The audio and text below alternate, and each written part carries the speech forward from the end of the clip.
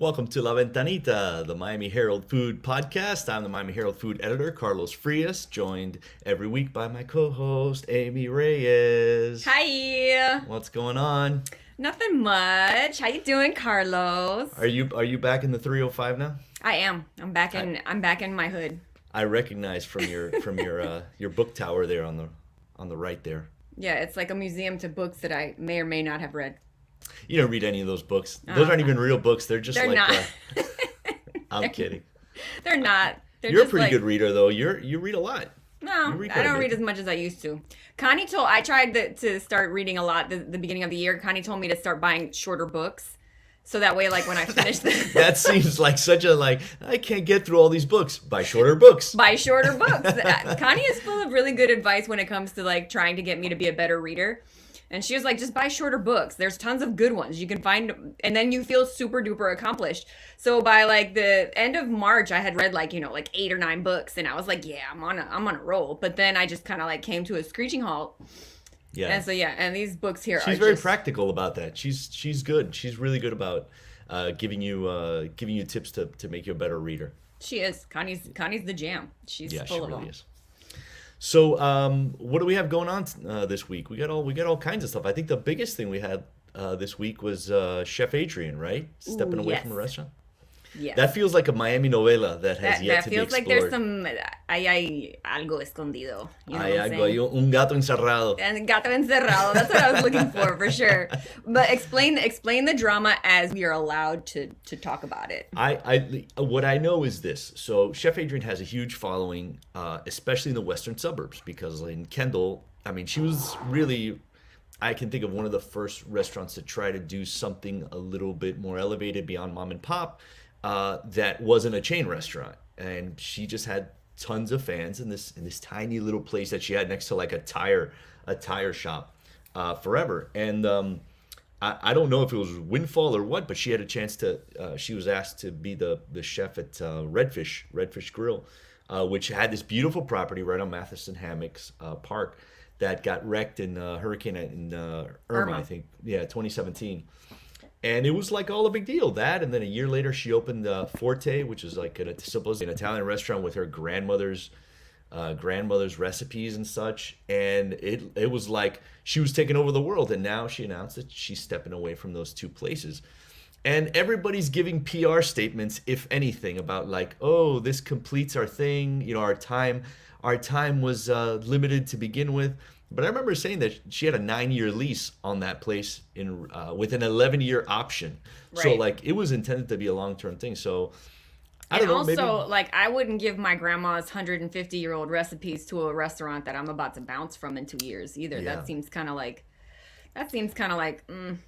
Yeah, but you know what? I mean, like that's kind of the story of restaurants. Right, probably, yeah. There's always like a little drama in there. It's a personal drama, rent prices, rent increases, and changes of staff. Like that's the world of that. So we'll see. I mean, we'll see what those restaurants are like without her there. I mean, Redfish is beautiful. Like it's a gorgeous place. It's just a great place, like to get a drink and sit there, and you're next to that atoll, that little. Did you get a chance to go to Forte yet? I'm not. No, I haven't been to Forte either. But Redfish is beautiful. I mean, honestly, you could give me like a sandwich at Redfish, and I'd be like, okay, you know what I'm saying? I'm here enjoying this. Like, mayo sandwich, bologna and mayo sandwich. You could give me a bologna sandwich. The bologna is delicious. Huh? C'est bon. C'est bon. Exactly. Oh, Carlos, I really, really need to make fun of you, though. Why? Please. Why? Why you gotta be so dumb? So for those of you who don't follow Carlos on the gram, he tried to be funny, and he posted this little meme trying to make fun of... That was funny. Not tried to be. That was funny. Pierre put his little meme up so we can all make fun of Carlos. Michelin guide is just fancy Yelp. Changed my mind. The guy with the coffee cup, right? Yes, that guy. Okay, for those of you who are listening to the to the podcast, for those of you who can see Carlos's goofy meme, it's right there. All right, so Carlos posted this because Carlos is a hater. That's all I got. Not true. That is not true. I just thought that was funny. Like I just thought, Well, It I just have to say, my only real well, I have two perspectives on your crack at humor. The first one is I think that that's not true because Yelp is basically like it's like the neighbor, it's like the town square where no, everybody can they're go. not the same thing. That's why it's Oh, funny. well, yeah. That's why it's funny. You laughed. Stop hating Yeah, because I you laughed. laughed. I laughed. But like the Because the thing is truth is, that yeah, Michelin is more like the consumer reports of restaurants. You know what I'm saying? It's like that is a great way to put it. The it's the consumer reports of because they restaurants. send people with a certain criteria to go. Right, You know, right. Mhm. Yelp is usually people who are like, the waitresses were mean to me, and so I hate the place. You know, so like they don't necessarily have. They're not looking for the same stuff. If they have the same bad experience, obviously, like you just don't make it. But Of I just course. like, man, if somebody came to Carlos and was like, your James Beard Award is like being the top Yelper in Miami, change my mind. Yelp Elite. And you're like the star, the best Yelper in Miami. I was like, yeah, dude, that's pretty much what you're trying to say. Like your fancy pants awards don't mean anything, Miami. Honestly, it's just like all of it. Like I saw a great one where it's the guy and the girl that are walking together, and the guy's turning around and looking at the other girl, right? And the other Yeah. girl, like he's walking with the James Beard, and he's looking at the And the Michelin, which is Michelin, yeah, as the because I hot. was And I laughed, like, because that's funny. Like I was like, that's hilarious. well, that's because it's true. But Like I think most people are more like, oh, Michelin, and then people are like James Beard. Like that's a really specific honor. who is that And guy? yeah, who's that guy? Like But it's like I think you just have to take the piss out of things, you know? yeah, Like no, I agree. there's I agree. like you can't say that something like an award is sacred. You know what I mean? An Right. Emmy, an Well, Oscar, James Beard, a Michelin, and you can't say it's sacred. But it's always nice to get a little pat on the yeah, back. like You Michael did a good Schwartz job. said, I want to win. There you go. I want to win. I want to win. Yeah, there you go. But There's the meme right there. the Michelin Awards has made me decide that I want to be a much fancier diner. Like I Oh do want to boy. be fancier because there's a lot of ways for you to spend a lot of money in restaurants in Miami. Like it's very easy to spend a lot of money in a restaurant in Miami. Oh yeah. And like the Michelin Guide, at least it's like, well, if you're going to spend a lot of money, the people that we trust have decided that your money's probably going to be pretty well spent here. So as a result, Connie invited me to go to a fancy Michelin restaurant for a rosé event. And I have to say, I was unprepared for the fact that this was a cocktail party. Uh-oh. Dude. Oh So I no. go to it was at Les Jardiniers. And Okay. it was that place is very beautiful. I've never eaten there like a full meal. I went there hungry for a cocktail party. Everybody was skinny and beautiful, and nobody was eating. And I was literally like Like tackling. guzzling rosé and Yes, I eating was and, drinking. I and was eating drinking the crackers. rosé, and then I was like, "Oh no, my alcohol to food ratio is like really off balance." So I was like tackling the waiters, and I was like, "Bring me food. I need more food. Feed me." It sounds like what you're saying is that you, from 3 days ago, you're still hungover. I think Yeah, that's what I you're saying. still have a headache. Yeah, It's a bad thing. It's a bad rosé headache. yeah, I'm a lightweight, and if you don't feed me enough food, I will suffer. yeah. That Well, said, the appetizers were good. All of the ones that I ate, I just was just like Garfield, like. "Ah." but you were like, "Can I order some food?" And they said, "Nah, you Yes, can't order they were anything." like, no, this is the, You're the like, only thing that's "Please, happening here. I've Is this. had so much rosé. Can I please Feed me order some real of your?" food.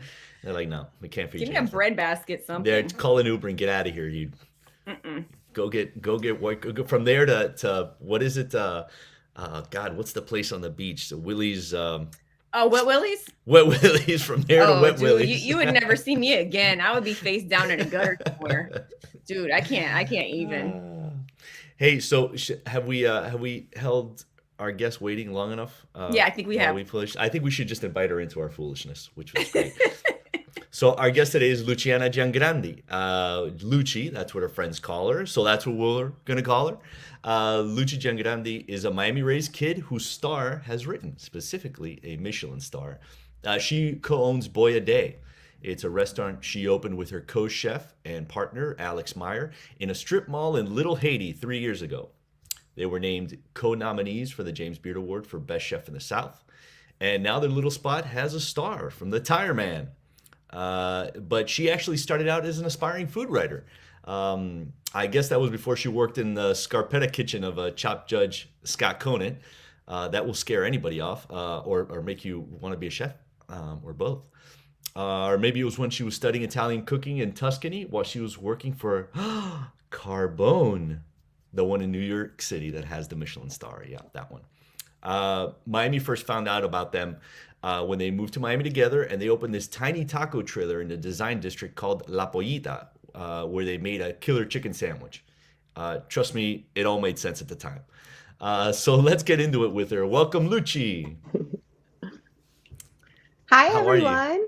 How I'm are doing you? great. How are you? We're just going to comment again on what a perfect room rater 10 out of Yeah. 10 you have 10 out of behind you. 10, man. Like, And you know she perfectly reads aligned. those books, Carlos. She does read those books. I was an English major, so I've read a lot of them. Yeah. There you go. Where were you an English major at? I started university at the American University of Rome, and then after a year and a half, I transferred to the new school in New York City. The new school. That's where the Parsons School of Design with Tim and Yeah, Gond yeah. is. Make it work, Lucci. Make it work. Oh, very my. cool. So what's your Miami? What are your Miami credentials? Talk to us a little bit about like you're from here, born and raised here. I'm born and raised here. I'm first generation Miami, Cuban mom, Chilean dad. I lived in Chile when I was younger, but I spent most of my growing up time here in Miami. Cool. I grew up in Miami Lakes. So back when there was still like police on horse and like a lot of cow pastures and all of that. And then When later I lived in North Miami. So When I think of Miami Lakes, I always think of that meme where it's the Winnie the Pooh next to Hialeah, and then it's Winnie the Pooh in a tux, and it's Miami Lakes. I still remember when we became officially a city, because if not, the postal code before used to say Hialeah before, and then it became Miami Lakes. They It were was like, really no, funny. we don't want that. They're like, we need to put a bridge between us and these Hialeah folks. We're going to make all of our streets go in a circle so nobody can get in or Nobody out. can get in or out. Oh, so that's cool. So did you go to high school around there? Or did you go down here? I went to high school in Coconut Grove. I went to Carrollton. Oh, okay. So All right. I did that Well, all yeah, girl you did- education thing. Yeah, my girls do that also. So I mean, not at Carrollton, but they're at Lord, or have been at Lord's. So Yeah. so they're into that too. There's something different about that, right? Being around like the whole, like, not worrying about putting on makeup necessarily to go to school, and Honestly, it prepared me for a kitchen, I think. yeah, It's the same. You wear a uniform, you don't have to get nice to go to work, and that's it. You just focus on the job at hand. oh, that's pretty cool. And so tell us a little bit about, like, I was just reading a little bit about your background and how you got into cooking in general. So you originally had ideas about being a food writer, like. I did. I had been interning. I interned at Eater when it was just the office in New York City. And it was Amanda Kloot who now runs the whole thing and just interns. Oh, So wow. I was interning there, and I was interning at a magazine. And then I was doing some restaurant work at some point, like in the evenings. And my dad just said, why don't you take some cooking classes? You want to write about food? Maybe this will help you kind of. He probably regrets that very much now. But he's like, I'll help you learn to write about it because you'll understand the process better. And I always liked to cook anyway. So I did a short program in New York, like 6 months, and you had to do an internship to finish. I ended up interning at Scarpetta. Firstly, Okay. no one would write me back. I tried to get an internship, meaning working for free, and no one would even give me the time of day. So I was like, okay, I'm going to have to go in person and like speak to the chef and see what I can do. So I went to one kitchen. The chef was in Italy, out of town. And then the second place I went was Scarpetta, which was walking distance from where I lived at the time. So I spoke with them. Was that the one here in Miami or New York? No, in New York. It was in New the York. meatpacking district at the time. Okay. Yeah. So you just And, walked in and you're like, I You're will like, give work me for a you for job. free. I'll work for free. You know what's funny is that I worked with a lot of Latin people and I speak Spanish. So the chef was like, honestly, yeah, you're going to work for free and you speak Spanish? Great. Come on in. that was my in to the kitchen, was my Cut those my potatoes. Spanish. Your Spanish skills. Yep. Yeah, the Spanish, and the that's where it Spanish skills went. come in handy, man. Especially if you're in Miami, certainly. but in Yes. the kitchen world, where so much of the staff, right, in all over the country Is it are like that all Latin over the immigrants. country, or is it mainly like just the big cities? I mean, I've only lived in big cities, so I can only speak for that. But in my experience, yes. Yeah, yeah. I mean, I think that's one of the things that Bourdain used to say is about not just the kitchen being kind of this neutralizer, but as also this kind of this place where immigrants come to get a foot in the door. You know, you learn English, you're maybe you're illegal, maybe your status is in flux. You know, you're kind of getting your start, and it's like it's really a great place to learn about America and like what makes the gears tick, right? I mean, there's a young guy I worked with in that kitchen, and at this point, I think it was like 13, 14 years ago. And it's funny, he was very young. He'd just gotten over from Mexico, and he was starting to take English classes and learn all of that. And fast forward now, he learned to cook pasta, amazing, all of that. He's working for one of my best friends who has a restaurant in New York, and he's their pasta cook there, and like Oh runs, wow. Oh yeah, wow. that part of the kitchen. So, you never know. Yeah, no, it can be a great start. So what's your background? You were saying that your folks are Cuban, but there's some Italian attached somewhere along the way? Yeah, so my mom was Cuban. My grandma came over from Cuba in the 60s, and that whole Miami story that we all know Yeah. so well. No. And then my dad's from Chile, but both of his parents Italian. Oh wow. So yeah, and And then my dad worked in Italy a lot growing up, so I would go with my sisters and we would spend summers there often. So I've been traveling back and forth from Italy since I was a kid. oh wow, what kind of work was your dad doing at the time that took him overseas? I mean, he always traveled a lot for work, but he had a factory in Livorno, which is where the Boia Day name comes from, because I've Oh been going right. there since I was like 7 or 8 years old.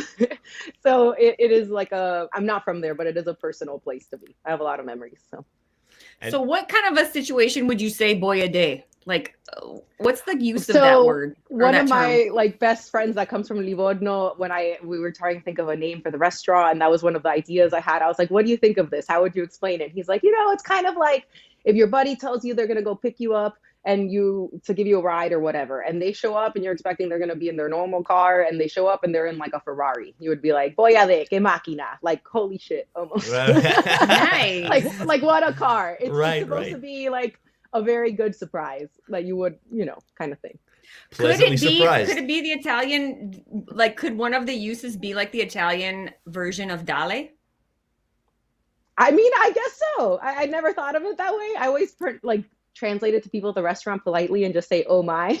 Oh But I my. like Dale the could dale. mean, I like the dale. Yeah. yeah, it seems like a really fancy way to say Dale. Like, And it's not even Dale. fancy. Honestly, it's a very kind of Kind of like not street. polite term. Yeah, it's a street term. Yeah, Very I It's like like, colloquial. I like that both yes. those words can you have an exclamation point at the end, as does your restaurant. I love that your restaurant, you find it, and it doesn't say Boyardee up front. It's just a bright pink exclamation point. Honestly, when we were getting the sign made, Beth Rhodes, who's an artist and she works with us, but she also does all of our design and she's a beautiful painter. She designed that exclamation point, and we went to get the sign made, and the guy goes, "You're not going to write the name?" He goes, "Who do you think you are, McDonald's? No one's going to know." Like, and then a bunch of months later, I guess when we had become a bit more successful, he sent me an email and he was like, "Hey, congratulations. I see it worked out." Uh-huh, You are uh-huh. Yeah. officially McDonald's. But he thought we were crazy. He's like, "They're not golden arches. I don't get it." Who's gonna know? No one's gonna know, as the meme goes. I was like, "The right people will know." The right people will know. That's Yeah, true. for It's sure. not as low key as Zitsum. Isn't that the place that has like no sign at all? Yeah. When I was trying to go there, we drove around the block so many times trying to figure it out, which I guess is how people feel when they come to Boya. But I was like, "Where is it?" Yeah, I ended up We made parking it. We made it. I ended up parking in the street behind and came through the other building, and I was like, Google says it's right here. Where is it? Where is it? That was Yeah. the thing. Google says it's here. Right? Yeah. But once you find it, it's just like you guys. Once you find it, yeah, it's great. So back up a little bit. So you go in with this idea of kind of writing for, maybe writing, maybe an English major. An English major kind of seems like This is Well, the thing I'm good at. it was a Where am I going to liberal apply arts this? major. Right, So I was right. studying more Same. with a focus, they call it at Eugene Lang, but a focus in nonfiction writing. So I did have more of like the journalism, creative nonfiction class background, more so than like storytelling. Right. Yeah. Although Right. once I wrote a story about my family and someone was like, this reads like fiction. Oh Lord. I was like, What- this is real. This is a Latin family. Wait. Oh, yeah. Exactly. Exactly. They make movies about this. Yeah. What was it about your family that seemed fictional in that story? Oh no, I don't know if I want to get into that yet. It's only 11 a.m. Yet I know. We'll start drinking. So let's get to work on it.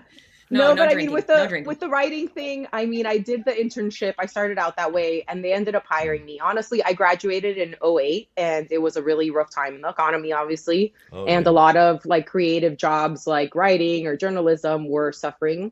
And I was, working as a hostess. I was interning. I was doing the whole thing to pay my rent. And I ended up applying for grad school while I was doing my internship. And I got into grad school, but I also got promoted at the restaurant at the same time and had to kind of make a decision. Like, am I going to move forward in this career, which I actually was really enjoying and learning so much? Or am I going back to what I've been studying and I thought I was going to be working towards and like going to go to grad school?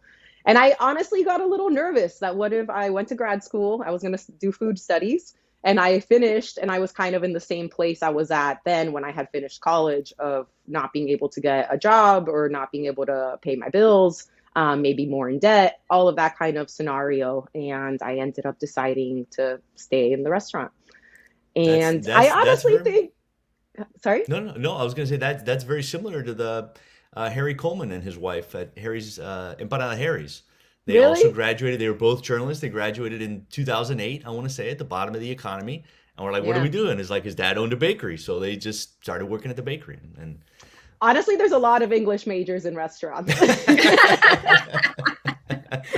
That's tell not you. that weird. There's a lot of us. that is funny.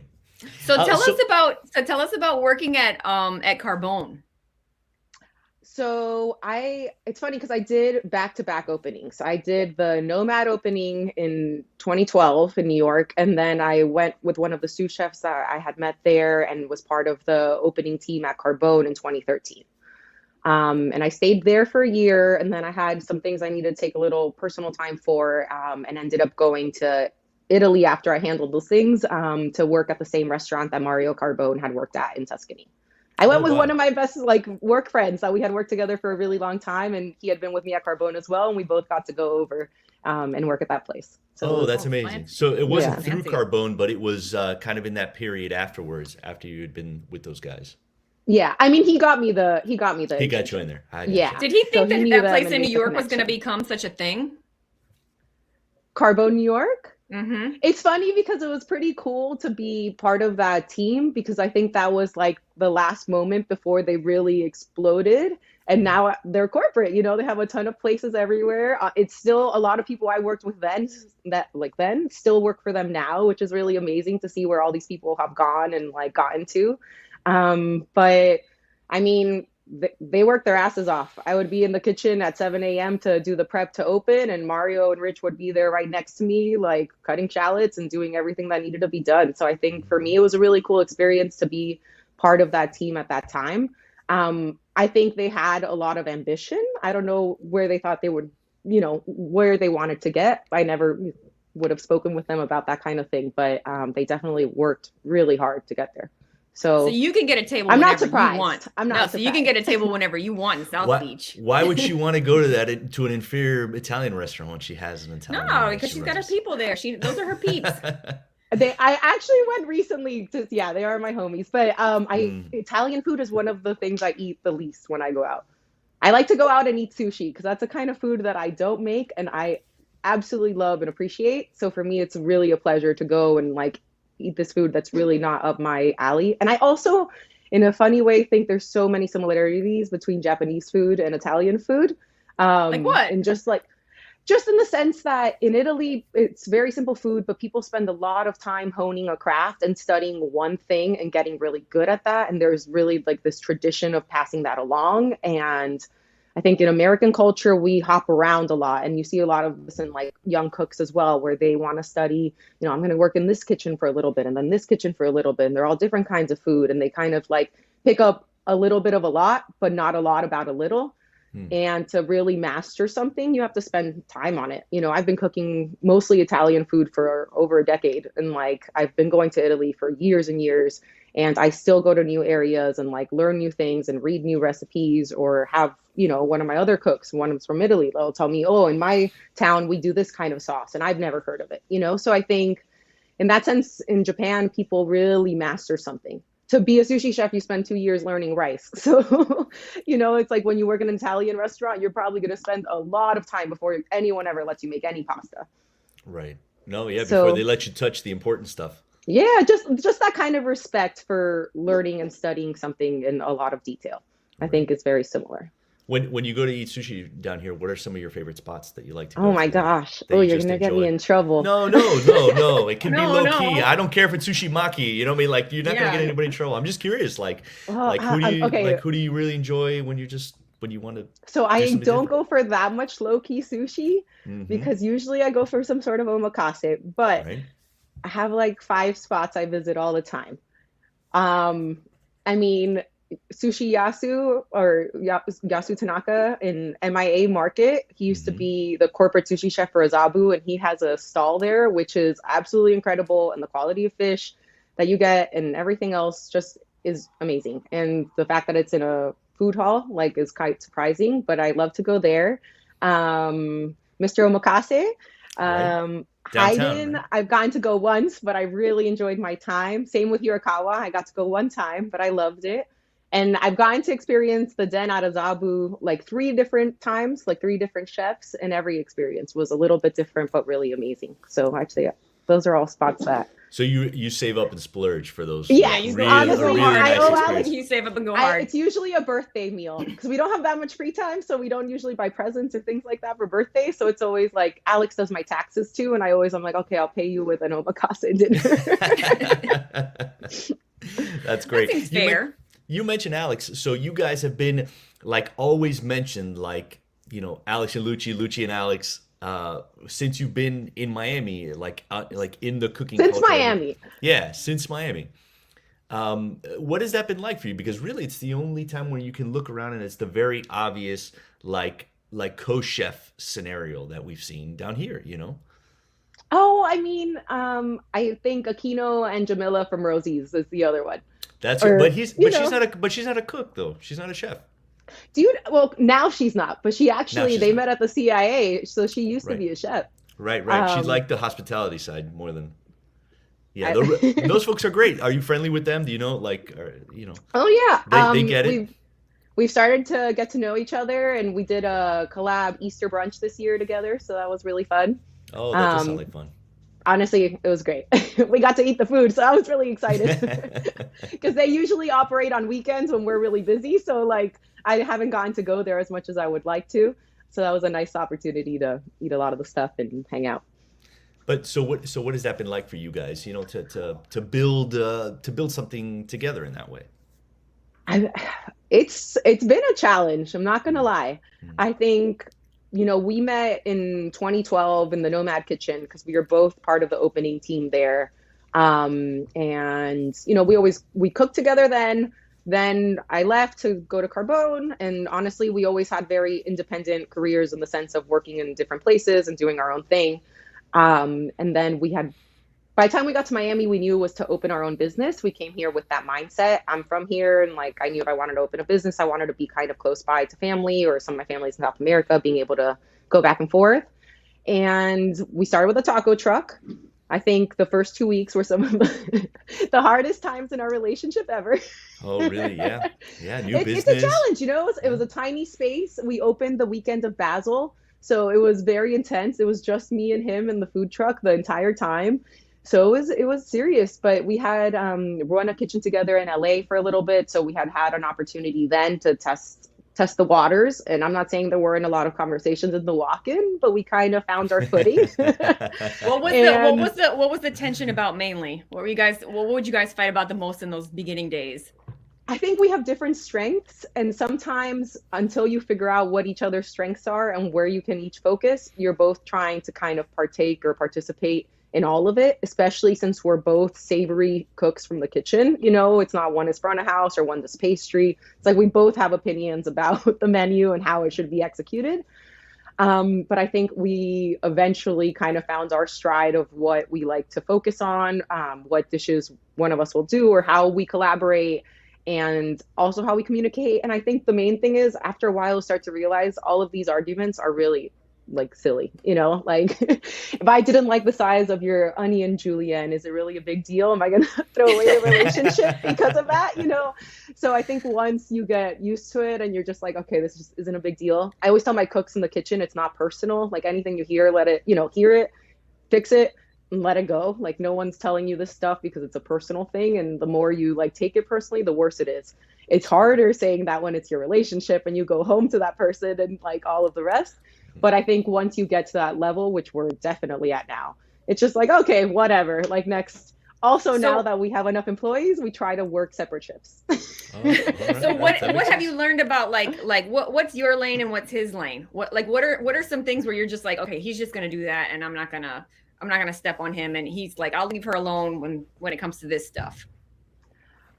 Certain things, like I'll do more of like the hiring and scheduling and I guess firing, and Alex does more of the accounting and fixing. We call him Chef MacGyver because he's very handy, and if anything breaks, everyone goes to get him because he'll know how to rig it up or do something to make it work. In terms of the food, I don't think we always kind of say, okay, whoever has a stronger opinion about it, like we'll go with that, because I don't think it happens that often that he'll say, no, we should do this, or I'll say, I disagree strongly. If one of us feels strongly, we'll just, okay, let's do it that way. I don't know. You just kind of learn to let a lot of things go because it's Which not is the that one? important. Which is the one who looks at the Yelp reviews the most? I don't think either of us look at Yelp reviews. I get Google review alerts, but I don't get Yelp alerts. Once in a blue moon, I think I've looked at them. We've been open about 3 years this week. I think I've looked at them like 6 times. I don't know. It's better not to. We don't respond to any of them, so I don't. I try not to even read them. They're actually very funny. One of our guests was like, you guys should do chefs read mean Yelp reviews. Yeah. You know, and I was like, that is hilarious because they are some of them are ridiculous. We had a pretty funny review recently. Well, I don't know if it's funny, but it was we all talked about it at work. But it was someone that wrote, you know, the food was excellent. I feared for my life the entire meal. What? Like, what was the life-threatening issue going? What was the issue? You know, I guess I don't know. I guess some people, you know, are uncomfortable coming to our shopping center. Yeah, but you know what? I was like, wow, I was like, how many stars is that? Yeah. But you know what? Let's talk about it because that's a very Miami thing. Like I grew up down here. Well, I grew up in South Broward. My folks had a little jewelry store in Carroll City, and it was always like there was Miami is a very segregated, self-segregated town, or not even self-segregated. You know, it goes back to redlining, and people would tell you growing up, no, ese barrio de los negros. You know, that's a black neighborhood. You don't go there, and that's a bad neighborhood. And you grow up like I'm gonna speak in I terms, right? I grew up with like, oh, there's neighborhoods that are bad. And it's like, meanwhile, I'm going to school in Carroll City, you know? And then like, it's this thing that they tell you that, you know, and it comes back to having kind of like a really a racist view of different parts of people in different parts of town. And I feel like the area that you guys are in is like the Black Little Havana. Like, it's like the Haitian Little Havana. Like you just drive and you're like, this is exactly Little Havana, you know, because you guys are right on the corner. There's so much community, and if you just like look at it, it's like, wow, people actually speak to one another and say hello and hang out with their friends here, and like it's just a little exactly. That's a great way to think about it. Yeah. How did the community feel about you guys when you guys came? Were they like, what are you guys doing? Like, because it's like a fancy pants restaurant popping up in this little strip mall, and how did the community react when you guys showed up? I mean, I think it's been fine and welcoming overall, honestly. We only operate at night, so we're not like we're closed most of the day when the shopping plaza is really busy, and then we're open in the evening when there's not that many people besides like the supermarket and the laundromat going. Hmm. But I mean, people have been really cool. We have people that have come over and eaten from the supermarket. We use the laundromat there all the time. So I think we've gotten to know all the shop owners really well. Everyone that's there has been there for a while. And like, I think they see we own and operate our business. We're there almost every single day. And I think they respect that. And we all have a nice relationship, honestly. Yeah, I love our little plaza. Yeah, and it's funny because you guys like right around the corner from you is like Chez Bebe, which is like one of the most, one of the best known, Haitian restaurants that's been there forever. Call it like the Haitian Versailles. It's been there, it's been there forever. And but it's interesting to see even that, like even when like Little Havana was changing, you get like they got a craft beer place, you got ball and Yeah. chain, it becomes more touristy. The neighborhood, there is a little bit of a push and pull, like which way is this neighborhood going to go? Is this gentrifying, which is I'm sure a term that you guys have heard already, because you open a nice restaurant in a neighborhood that has been mom and pop restaurants, even Well, though I you mean, guys are we a we mom got and ourselves priced out. We used to live in the neighborhood, and then oh really? during pandemic, our landlord Mhm. raised our rent so much we had to move. That's Oh, wow. ridiculous. That's Did you move to I was unbelievable. like, Kendall? I was like, Where'd you we move? run a restaurant, right? Please don't do this. Oh my God, Where'd you guys that's But end up yeah, moving to? we live now in North Miami, like close to Biscayne Park area. But I yep. used to be like a 4-minute drive from the restaurant, so it was really convenient for me. That is crazy that the rents have gone up. I mean, well, that's the story of Miami right now, is rents Yeah, going up yeah. everywhere. Tell me about how your restaurant has found, like it's really caught people's attention kind of in waves, right? Like locals, like you said, I think at some point you said it's like a 4-minute drive from the design district, so you start getting people flowing that way. You have local people start finding out, you start getting on the national map. What has that been? What has that whole thing been like for you guys? It was strange because we opened in the summer, where we did think we would have a little bit of fanfare, but by that I mean, just a lot of the people that were regulars at the taco truck, and that is a really, Little Haiti's a neighborhood. There's a lot of people that live around there. There's a lot of Miami people that wanted somewhere to go eat that had free parking because in the design district, you drive and drive and you can't park anywhere, or you That's spend true. however much doing it. So everyone was so confused. They're like, "Why here?" I'm like, honestly, somewhere with parking. Like it's convenient. It's easy to get to. It's off of Main Street. Um, but we opened in that summer and we thought we had a decent amount of people coming in, but it's funny because looking to where we are now, we're literally doing double the amount of covers that we used to. But at the time for us and like the amount of employees we had, it was a lot. But locally, we started to get a lot of attention. People were really into it. We had a lot of regulars starting to come in and a lot of like wine people. We had a great opening som and GM Bianca, who now has her own place, Paradise Books and Bread. Oh But yeah, she would they got bring some all love. different. Oh yeah, yeah, love them. But yeah, she was bringing in all kinds of winemakers for wine dinners, and I think it was at the time where there started to be like some natural wine attention in Miami, and there just started to be a lot of local support for the restaurant, and it was really exciting. And Do you remember then like who your first customers were? Like, do you remember I, seating the? I was in the back cooking pasta, so I don't. There was a large part of the first few months where I honestly was not in the dining room much at all. I was just on the line, and Alex would do the expo and be in the front more so. Um, but I do remember some of those early customers that have become regulars now, because I'll tell you, we have two different customers, solo diners usually, that have come in now. One of them almost 150 times. Oh my God. One of them, I think Wow. she's at like 110, something like that. That's amazing. And there's a lot of people that have become like that very personal for us, like we know them really well. We met their families or, their parents, however, see them with their accomplishments and where they've gotten. And like, it's funny to meet someone that just comes to your business and then get to know them so intimately from that. So I remember those really early customers 100%. Whether or not I remember exactly the first person that walked in the doors, not so much, but the people that kept coming, yes, very much. And how much of that is part of the joy of the restaurant? Like the idea that you create this thing. We're not just cooking. I mean, you're not just turning out plates every day, but you're guy kind of becoming family to a lot of these people that just come to see it. I mean, that's how I remember the restaurants that I grew up in as a kid. Is like those people were like, why do we see these people so often? Because they're almost like family. So when I would go visit Italy, in Livorno, right outside, there's this restaurant called Da Antonio delle Quattro Strade. And it's right in like this intersecting street in the middle of like between Pisa and Livorno, but there's not much around there. It's just like farmland and whatever. And it's owned by this family. The woman inherited it from her father and now runs it with her husband. And now her kids are actually running it. Really, they're there sometimes, but they're older. And that was like the first restaurant where I got to go in the kitchen. And that's where I had pappardelle alle lepre for the first time, which is something we serve at our restaurant. And I always say it's going to stay on the menu forever because it's the most traditional dish on the menu from that area. But I would see them all the time. I remember Fiorella and Gianni and Luciano and like all of them. And I was like, wow, this is so wild. Anytime I show up here, this is where they are. And like, this is basically like their house.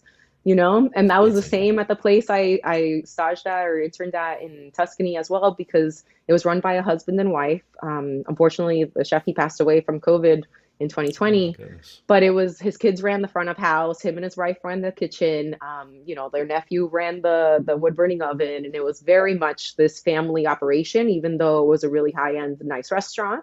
And they were there all the time. Like this was their home. And as a young cook, I always wanted to like learn the next thing or move to the next station and kind of go to the next opening because it was very exciting and I would get bored easily. And I always wondered, if I open my own business, am I going to get bored of the place and like wish I could leave it because then the creative part, kind of stalls or whatever it is.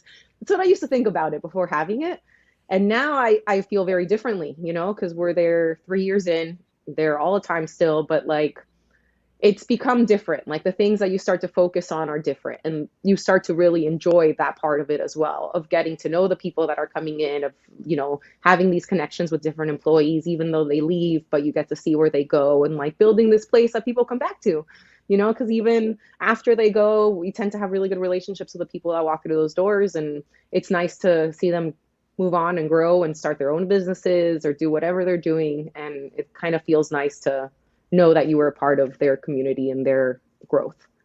I think that's kind of a sign that you're doing something right, is when people that help make your place interesting go off and do their own interesting thing, like you said, like your sommelier who opened Parodies. Was it bread and books? Books and bread. Books and bread. I always get those two backwards. If it's books and bread. But they just got named one of Esquire's best new bars in the country. Yeah, which is amazing. Like, and they, like, it's what Connie said. She's like, they don't serve mixed drinks, and it's not a traditional bar, but it's like a great hangout space where you have some of the best wine, some of the great, it's like one of the great wine lists, that you can have while perusing, these, kind of radical books and having fresh baked bread, which is, what a combination. It's amazing. And the food's honestly really good.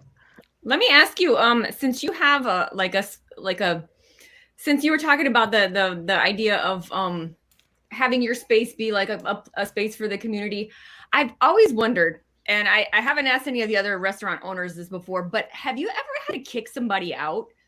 Has anybody ever like overstayed their welcome in your restaurant? Like, what do you do in that situation?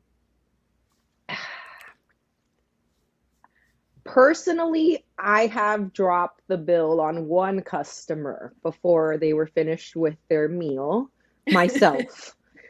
We have had to ask people to leave before as well.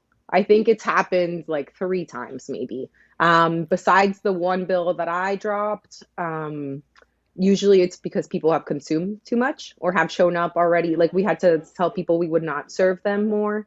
And they reacted poorly or maybe, said some words to some employees. So it hasn't happened often, like but it has happened. So you're talking about people who should not be served more alcohol is what you're talking about. Overall. And then the one time I did it was just somebody that was very rude to one of our servers. And, that's rough. We preferred for them not to continue their meal. Yeah, there's a oh my God, that's one of the most terrifying things about dealing with the public in general is just this idea that people show up and they're like, well, I have money, so I can do tell whatever I you, want here. I can be here do as long as whatever I I want. want. Exactly. No, and not just that, and I yeah. can treat you however I want. Like you're my servant for this next hour and a half, which is crazy. So during like end of Christmas, January, you know, when all the COVID wave was going around, we had that struggle just like most other restaurants. And I was sick at one point. And when I came back to work, my first day back, we had a very wealthy client that came in and, you know, there was a mistake with their reservation or whatever it was, but they were, you know, very upset about it and ended up, calling me and one of our, my hosts at that evening, both incompetent a-holes.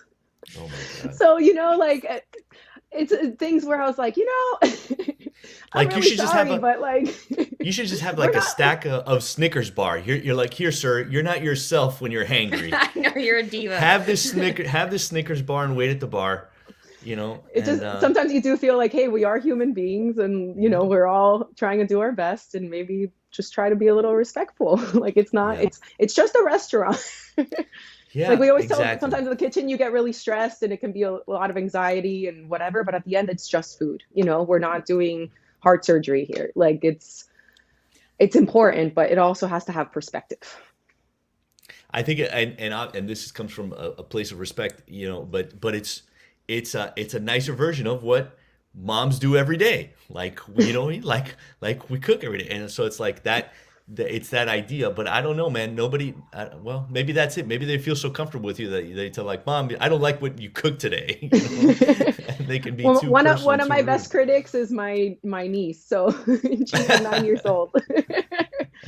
She's Does come she- in does- before and told me if the pasta was salty. Does she have a Yelp So- Elite sticker? And Not yet, but I'm scared for the day she does. well, Luci, you've been so great to hang out and talk with us for a while. You know, we can't let you go without having you play our game. We got to play. What's Kiss the Mary- game? Oh, I actually don't. Okay, Yeah, we got to do a Kiss Mary Kill. We do a Kiss Mary Kill with food. let's do it. All right. So the three most Miami foods, right? So you have cafecito, croqueta, and pastelito. So you got to What- kiss, marry, kill. Which kind of croqueta and what kind of pastelito? Well, let's see. Which kind of croqueta do you love the most? Jamon. Oh, of course. That's the Oh, only Bill. answer. That's the correct answer. I was about to hit the. Don't tell me about to hit the- espinaca. Yeah, if you tell me espinaca, that's some But I new age don't stuff. even go for the pollo. I just want the jamon and always. Who makes one of your like? Where do you like to get? Where did you grow up getting croquetas? What was like one of your favorite croqueta places, or did it matter? So in Miami Lakes, there used to be Vicky's bakery, like was smaller, but it was right around then. And then there was, I think, in like Palm Springs North, there was a bakery. I can't remember now, but we used to go to a lot that had some of the best ones. Oh. And then it was Casa Romeo for Cuban food. But then Yes. later they got shut down, and I heard it was like a front for a drug deal or something. I don't know. In Miami, In that's Miami? so unbelievable. Gucci. But I What was do so you mean? disappointed. It was one of my favorite Cuban restaurants, so I was. That's so a good upset. front. If they were making good food, good for them. That's At least so they were funny. They did Pembroke something one of Pines, my right. favorite. Pembroke one of Pines my has a place favorite called Romeo's. I wonder if it's the same people. Whatever. Ooh, It I'm might gonna be. try it now. It Maybe might they be. moved on. And they're pretty good. It's Cuban food, and it's like See? it is very solid Cuban food. I've ordered it like at my brother's house for like Nochebuena when we didn't want to make el lechon asado entero. We're just like, let's Maybe just they get the got lechon that from money for Romeo's. those good ingredients. That's what it is. Yeah, there you go. All right, so what you well were then, saying. okay, but then the Croqueta de jamón. pastelito, huh? Yeah, so croqueta de jamón, we got it. So pastelito, Okay. what's your pastelito preference? Well, no, I don't want to tell you my preference. Tell me which one I have to.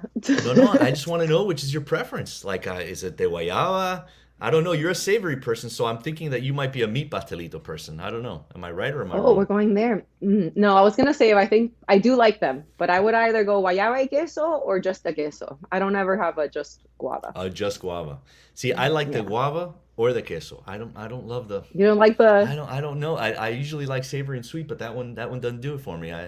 I don't go for that one. But okay, all right. So I'm just gonna hit you with the cheese then. So we're just gonna say el pastelito de queso, which Okay. where was I recently? It was in Tampa. They don't even call them pastelito de queso. They put them in a different category altogether. They What do they them call ques- it? They just call them quesitos. They put them in a, and I'm like, that's clearly a pastelito de queso. And What's it shaped like? And la Is it segunda, shaped like a regular pastelito? it looks like the same kind of long tubular cheese one, but they just call it a quesito. And this is at La Quesito. Segunda, which is the main Cuban bakery over there that makes the Cuban bread the most traditional way. And then in café cubano, with the plenty of sugar. For sharing with your All friends. right, so I have to kiss, marry, and what? and kill. You gotta kill one of them. One of them, you can never see them again. You can never see it again. Ever again. I think I'm gonna have to kill the pastelito, mostly because I am a savory person and I can't live without coffee. So yeah. So which one of those gets the ring? Which one, the croqueta or the cafecito? I'll go for cafecito all day long. It's gonna get the ring for me. All right. Well, that's a very Honestly, Italian. That's a very Italian in my thing, too. relationship since the beginning, I always told Alex I don't need a lot of things. I was like, but I need a coffee every morning. That's in the contract, homie. It is. It's in our contract. So I'll go with the coffee. All right. Are you a coffee nerd? Do you really appreciate really good coffee, or is just like as long as it's brown, as long as it's brown dark and hot? and it's in a cup. I like all kinds of coffee, but I do appreciate good coffee. And I have to say, since we have the restaurant, we got a really nice machine in there that I've now kind of learned to use, but I make everyone else make me really nice coffees. And now I've become a little bit more of a snob about it. But I can do like diner coffee. I can do cafecitos from the Ventanitas, and I can do nice coffee. But the one I really don't like, Starbucks. That's the one that, Thank you. if I go there, I get like the drip, because anything else, I really don't enjoy it. Yeah. I don't know. I mean, I That's grew where up- my snobbiness comes in. Yeah, no, I mean, my folks, like, one of their favorite things after church is go to Dunkin' Donut.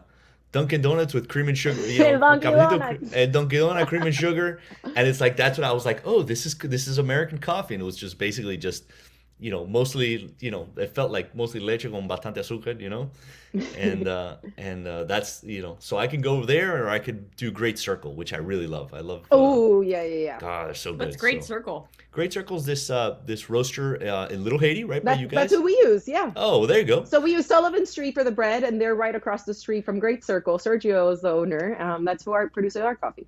Oh, see, I actually tried to go there, but I think that they closed they don't have a store you can walk into, because I felt like going to Zitsum. I was like, Google says it's right here.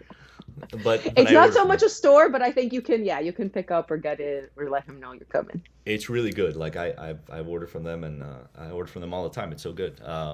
Like I basically work to order that coffee. You know the other one though that now I think I don't enjoy as much, and people in Chile are gonna not like that I say this, but growing up, everyone would do the hot water with the Nescafe powder that you would put Yikes. inside. Oh, that's a real South American thing. Yeah. It's super South American, and Yeah. when I go back to Chile now to visit my dad, they'll do that during like La Onza, but no, that's not strong enough for me. I think that's I have the a problem. Colombian And I think friend that's the that showed me Starbucks that. problem. It's just not strong enough. Right. Yeah. It You have a tastes too Colombian much, friend and does it's too grainy at the bottom. Like, it's too grainy. Like, you really Yeah. have to mix hard. Yeah. We don't get too snobby about it, but there's certain things that there's Certain there's a things. certain bottom. There's a floor for certain things. Yeah, Nescafe is the floor. For sure. Luci, you have been such a pleasure. Thank you so much for making time Thank for you our guys for having foolishness, me. and it's great to finally to get a chance to really talk to you. I mean, that's what I tell Amy. Like, or Amy was like, these podcasts are a great opportunity to talk with folks who don't have like a newsy thing happening that we've always wanted to talk to. So, and can I tell you a story before we go? Yeah. One of the first times I communicated with Alex, your partner and co-chef.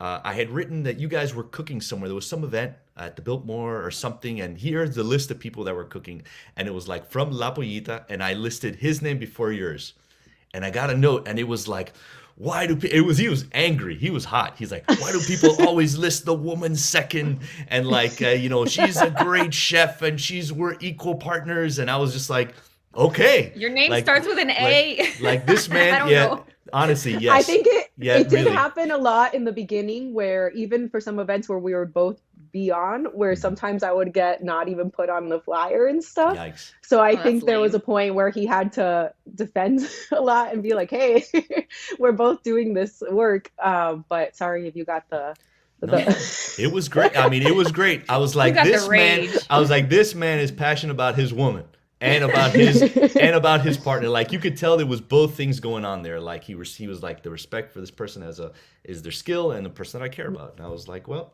they were on my radar from then on for sure. Thank you so much. Thank you guys so much for everything you do, and good luck, and continue doing great stuff. Oh, and Thanks, congrats on your guys. Michelin star. Yes, Thank and La you, thank Treita, and the La Treita está en el bar. It's there for everyone to see. very nice, very nice. So, thank Bueno, you guys so Luchi. much for having me. Oh, it's our pleasure, man. Take care, Luchi. Bye. You think I could get a table now? No, Yeah. why no, not? it's not a big restaurant. That's the other No, thing. I is know. I think that's more than anything. That's the real problem. Is you really got to plan your life right. 'Cause Yeah, it's small.